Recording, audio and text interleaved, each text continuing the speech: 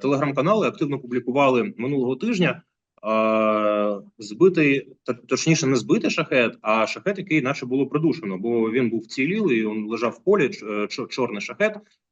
І тоді в мережі почали активно обговорювати, що, мовляв, українське ППО або напевно правильніше сказати, українські засоби радіоелектронної боротьби навчилися придушувати шахеди, що в принципі раніше експерти казали, що це неможливо, адже там проста електроніка, яка вже там налаштована, запрограмована і працює собі.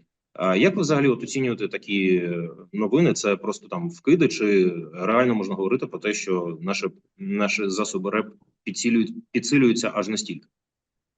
Давайте почнемо з того, що насправді Україна перша, хто імплементувала засоби радіоелектронної боротьби до протиповітряної оборони. І якщо ми кажемо про засоби радіоелектронної боротьби, які працюють з протиповітряною обороною, то ми це називаємо безконтактне ППО.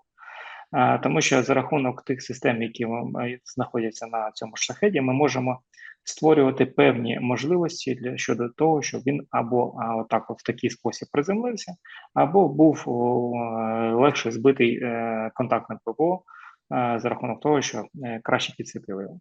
Тому насправді ми такого будемо бачити ще далі більше, тому що розвиток в цьому напрямку йде активний. Ми розуміємо, що це працює і це буде спрацьовувати далі.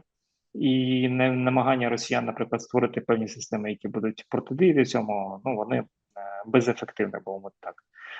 Тому знов-таки давайте повернемо до того, що будуть і ракети так само втрачати там точність і будуть виходити на інші горизонти, де працює протиповітряна оборона в класичному.